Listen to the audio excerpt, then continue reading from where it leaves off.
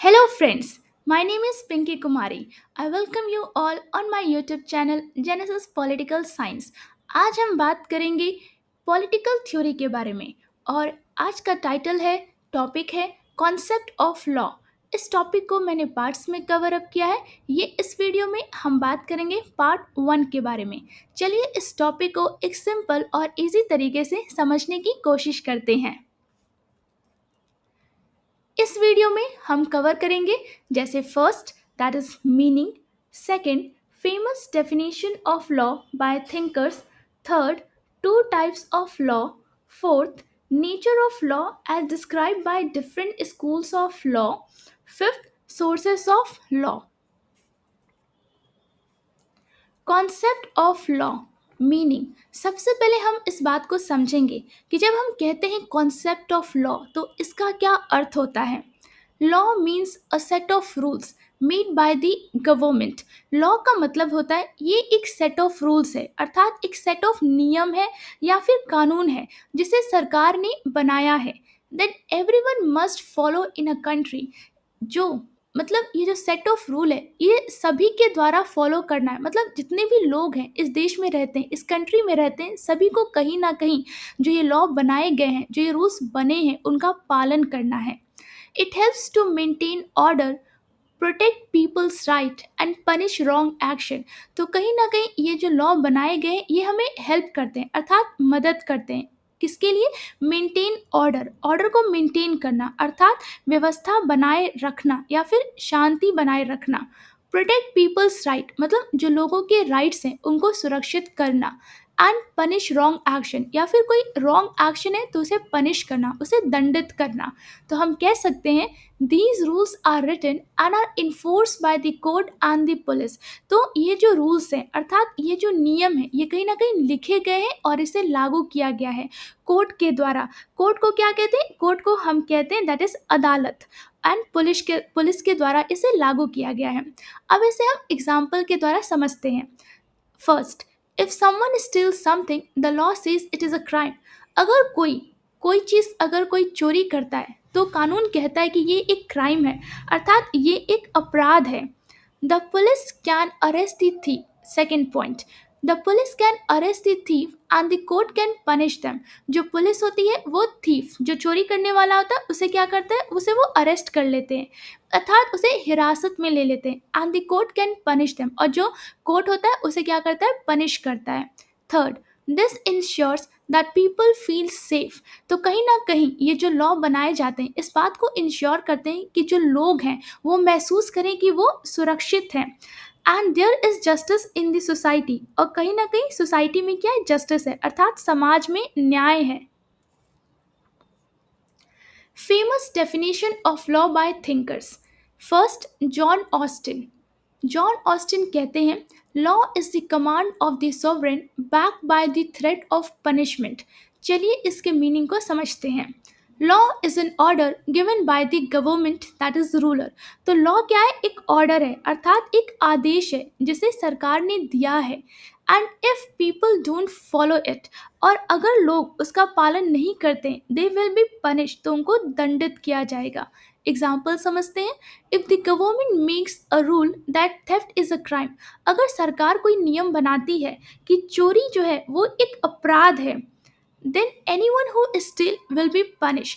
तब कोई भी अगर चोरी करता है तो उसे कहीं ना कहीं पनिश किया जाएगा। Second, Holland.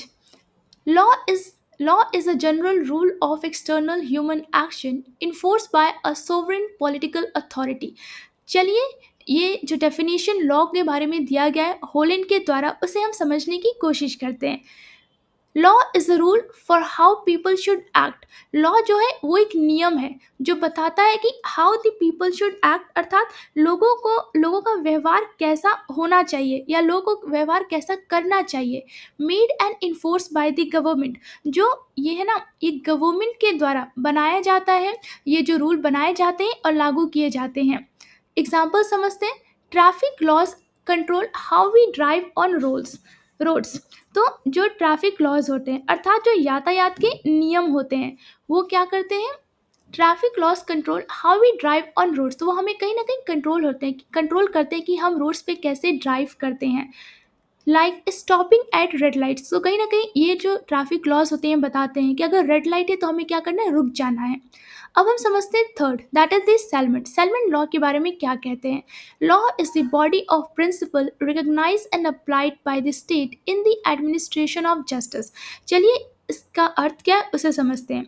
Law is a set of rules. Law क्या है? एक सेट ऑफ रूल्स है, अर्थात एक सेट है नियमों का, एक्सेप्टेड बाय द गवर्नमेंट, जिसे सरकार ने एक्सेप्ट किया है, to ensure justice in the society, जिसके द्वारा वो सोसाइटी में जस्टिस को मेंटेन कर रही है, कहीं ना कहीं न्याय समाज को, जो समाज में न्याय है उसे मेंटेन कर रही है।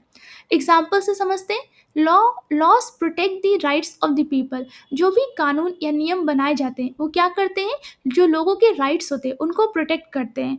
Like giving justice to someone who is wrongly treated, जैसे कि किसी को न्याय देना जो कि रॉन्गली ट्रीट हुआ है, अर्थात जिसके साथ गलत व्यवहार किया गया है। टू टाइप्स ऑफ लॉ, अब हम समझते हैं लॉ के दो प्रकार, अर्थात कानून के दो प्रकार। पहला है डिस्क्रिप्टिव और साइंटिफिक लॉ। तो डिस्क्रिप्टिव लॉ को हिंदी में कहते हैं वर्णनात्मक कानून, और साइंटिफिक लॉ को हिंदी में कहते हैं वैज्ञानिक नियम या विज्ञान का नियम। चलिए इसे समझते हैं। अ descriptive law is a law that describe how things happen in nature. तो एक डिस्क्रिप्टिव लॉ एक ऐसा कानून है जो हमें बताता है कि कैसे कोई चीज़ इस नेचर में होती है। It is based on observation, experiment and facts. ये किसके ऊपर बेस्ड होता है? ऑब्जर्वेशन के ऊपर बेस्ड होता है, एक्सपेरिमेंट के ऊपर बेस्ड होता है और फैक्ट्स के ऊपर। And it tell us what actually happens in the real world, और ये हमें बताती है कि इन रियल वर्ल्ड में एक्चुअली क्या हो रहा है। These laws are not made by humans. तो ये जो डिस्क्रिप्टिव लॉ होते हैं ये ह्यूमंस के द्वारा नहीं बनाए गए हैं। They are discovered by scientist and can not be change by human decision. कहीं ना कहीं इन्हें साइंटिस्ट ने क्या किया है, डिस्कवर किया है, अर्थात इन्हें खोजा है। And can not be change by human decision, और जो ह्यूमन डिसीजन के द्वारा इसे बदला नहीं जा सकता है।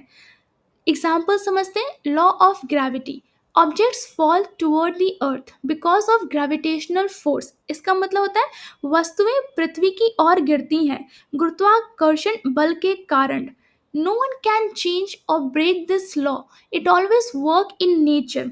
इसका मतलब हुआ कि इस नियम को कोई बदल या तोड़ नहीं सकता, यह नियम प्रकृति पे हमेशा लागू होता है।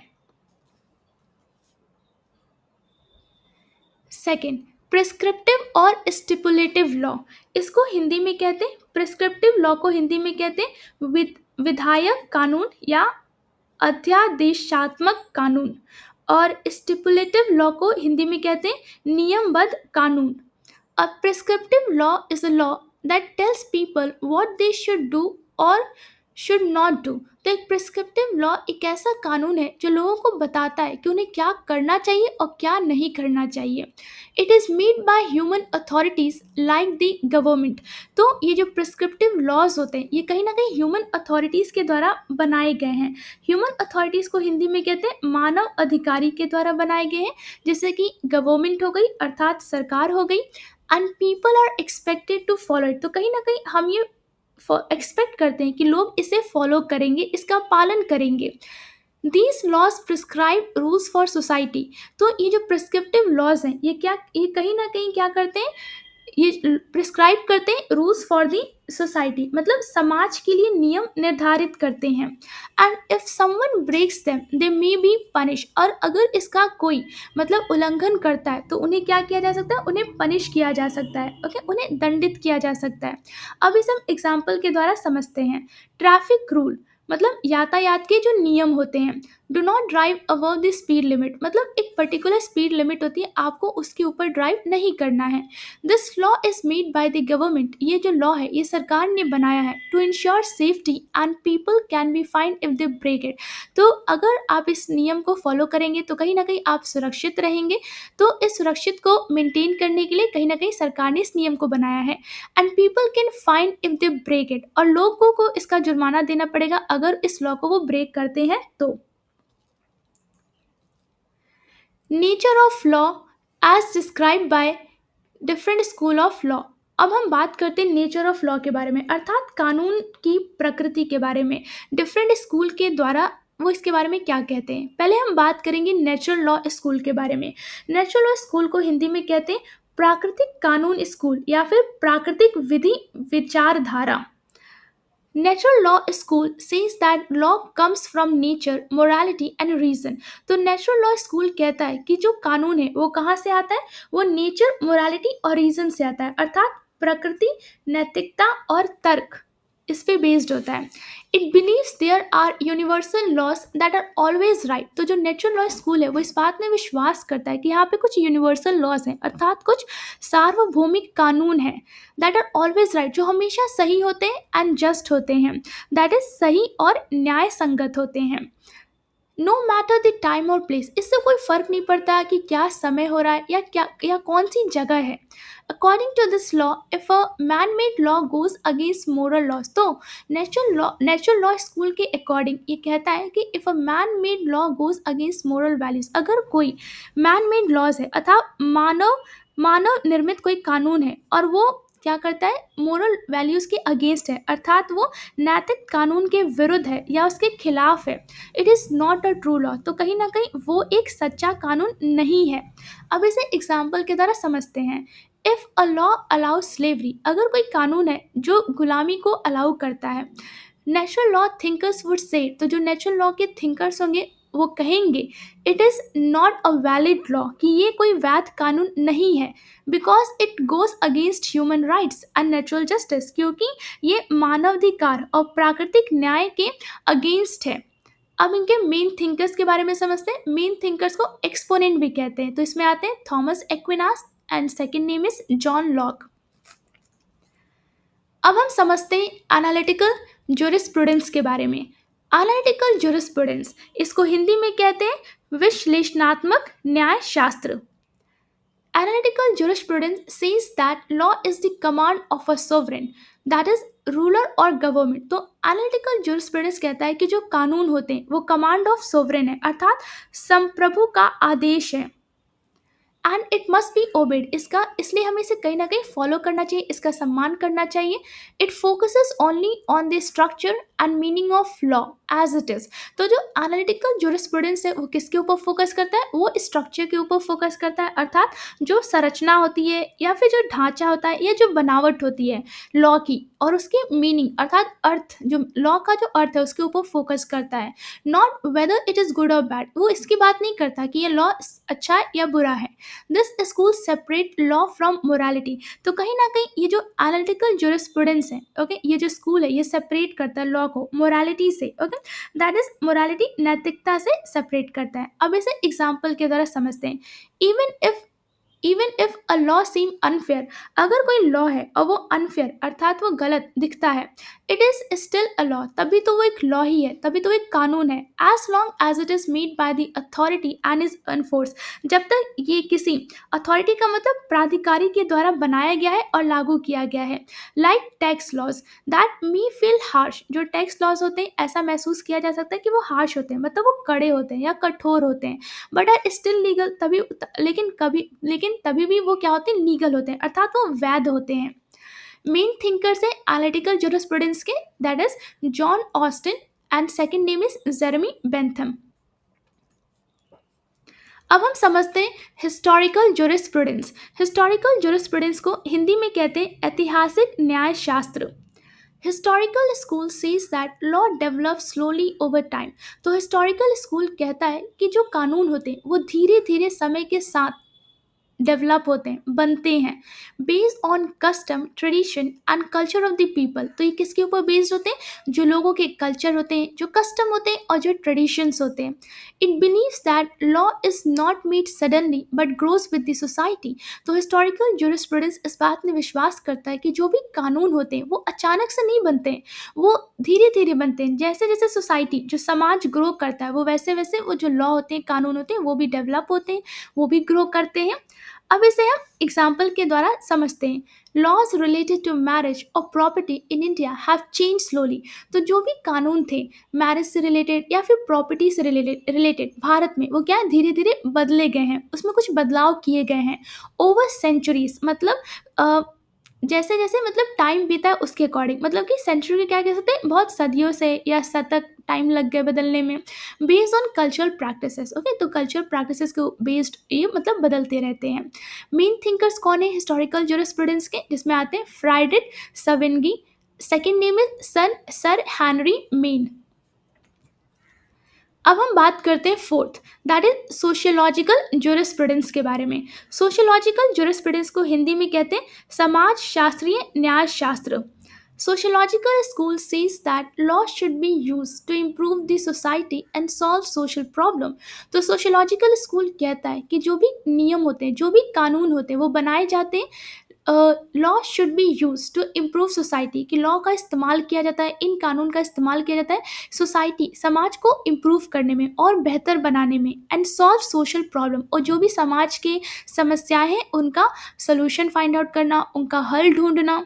Law is not just law is not just about rules but about helping people but about helping people live better lifes. इसका मतलब होता है कानून केवल नियमों के लिए नहीं है, यह लोगों को एक बेहतर जीवन जीने में सहायता देने का माध्यम है।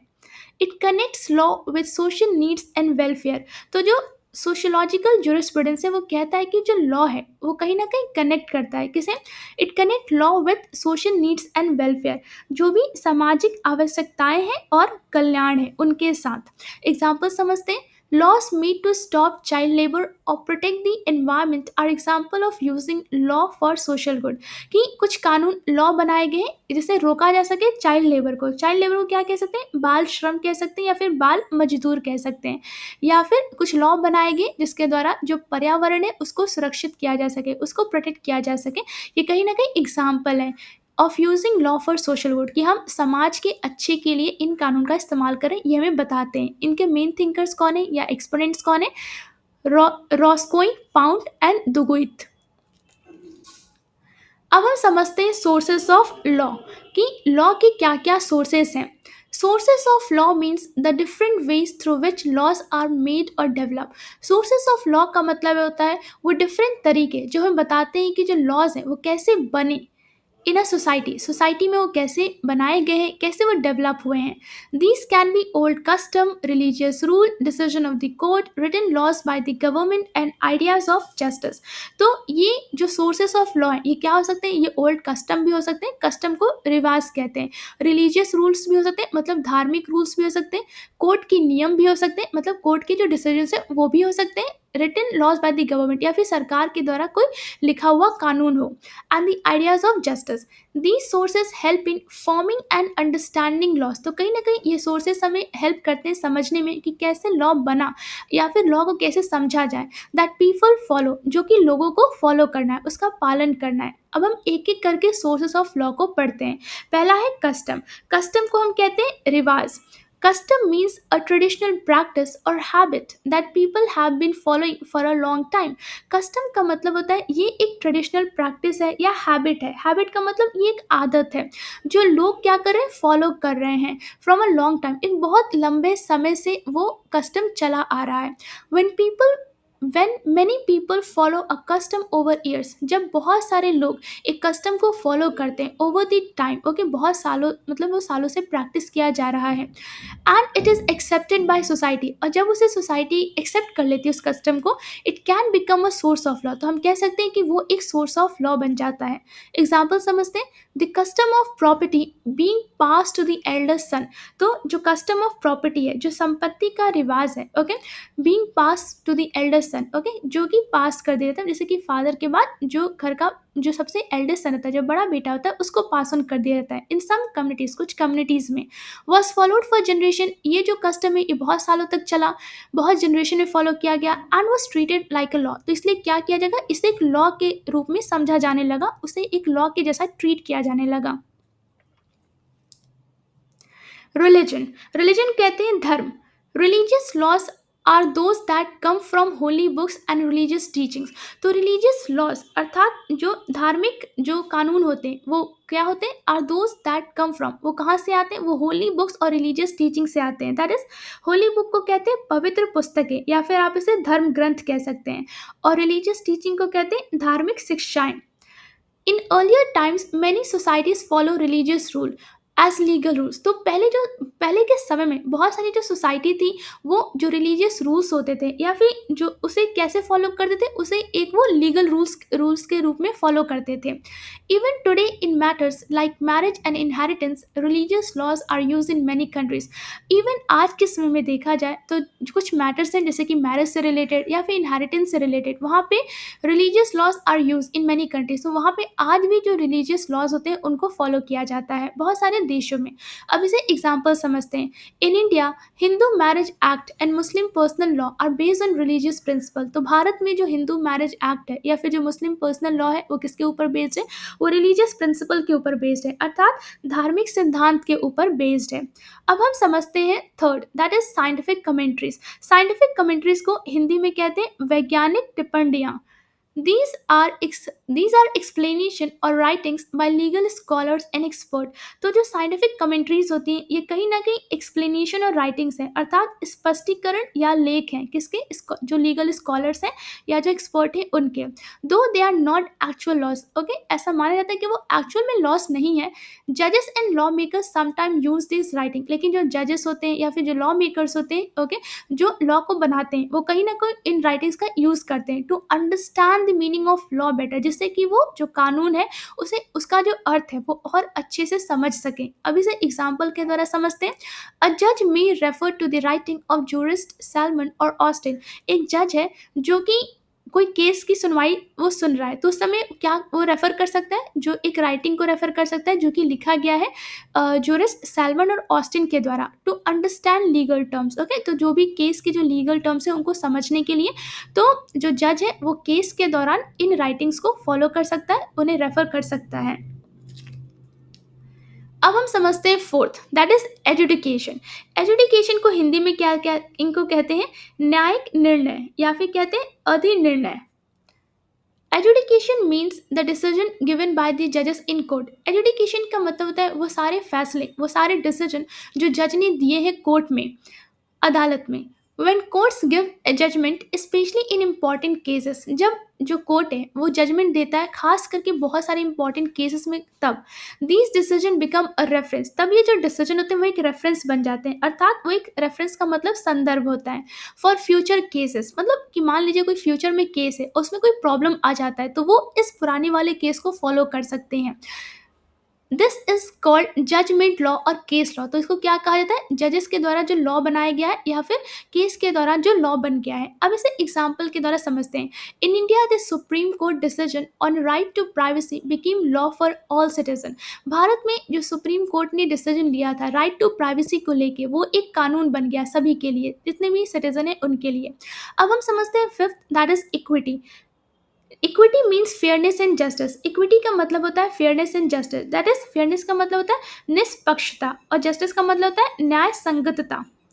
Sometime when there is no clear law for a situation, कभी कभी ऐसा होता है कि कोई भी क्लियर लॉ नहीं होता है किसी सिचुएशन के समय, जजेस use the principle of equity. तो उस समय जो जज होते हैं वो प्रिंसिपल ऑफ इक्विटी का इस्तेमाल करते हैं to give a just and fair decision, जिससे वो एक जस्ट और फेयर डिसीजन दे सकें, अर्थात न्याय संगत एवं निष्पक्ष निर्णय ले सकें। Equity fills the gap where strict law may seem unfair. इसका मतलब होता है जहां कड़ाई से लागू कानून अनुचित प्रतीत हो सकता है, वहां न्याय संगतता अर्थात इक्विटी उस अंतर को पूरा कर देती है। अब इसे एग्जाम्पल के द्वारा समझते हैं। If a law does not clearly support a poor window, अगर कोई कानून है और वो पुअर विडो को सपोर्ट नहीं करता है, उसको उसकी हेल्प नहीं करता है, अ जज में गिव हर रिलीफ, तो एक जज जो है वो उसे रिलीफ दे सकता है, अर्थात उसे कुछ आराम दे सकता है, राहत दे सकता है by applying equity. Okay, equity का इस्तेमाल करके। अब हम समझते हैं sixth, that is legislation. Legislation means loss made by the government और पार्लियामेंट। लेजिस्लेशन का मतलब होता है, लेजिस्लेशन को हिंदी में कहते हैं कानून का जो निर्माण करते हैं। Okay, legislation means loss made by the government और पार्लियामेंट। लेजिस्लेशन का मतलब होता है वो लॉस या कानून या रूल जो बनाए गए हैं सरकार के द्वारा या फिर पार्लियामेंट के द्वारा। पार्लियामेंट का मतलब होता है संसद के द्वारा। This is the main and modern source of law. ये बहुत इंपॉर्टेंट और ये एक मॉडर्न आधुनिक सोर्स ऑफ लॉ है।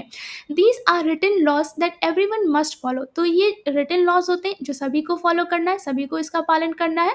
एंड दे कैन चेंज और रिमूव ओल्ड कस्टम। तो ये जो है ये चेंज कर सकते हैं, मतलब बदलाव कर सकते हैं, या फिर जो ओल्ड कस्टम है जो अभी इफेक्टिव नहीं है उसे रिमूव किया जा सकता है। एग्जाम्पल समझते हैं। The right to education act pass by the parliament. जो राइट टू एजुकेशन है अर्थात शिक्षा का अधिकार अधिनियम, okay, it has been pass by the parliament, gives free education. Okay, तो इसे संसद ने पास किया है जिसके द्वारा हम क्या देते हैं, फ्री एजुकेशन देते हैं to children up to 14 years. Okay, सभी बच्चों को दिया जाता है जो कि 14 ईयर्स तक जिन्होंने एज कंप्लीट नहीं किया है उनके लिए ये कंपल्सरी है। उम्मीद करती हूँ आपको वीडियो अच्छा लगा होगा। अगर वीडियो अच्छा लगा हो तो लाइक और सब्सक्राइब करना ना भूलिए। शेयर जरूर करें और अपने दोस्तों को भी इस चैनल के बारे में बताइए। कमेंट्स में अपनी राय ज़रूर दें। बेल आइकन पे क्लिक करें ताकि अगला वीडियो मिस ना हो। मिलते हैं नेक्स्ट वीडियो में, तब तक के लिए थैंक यू।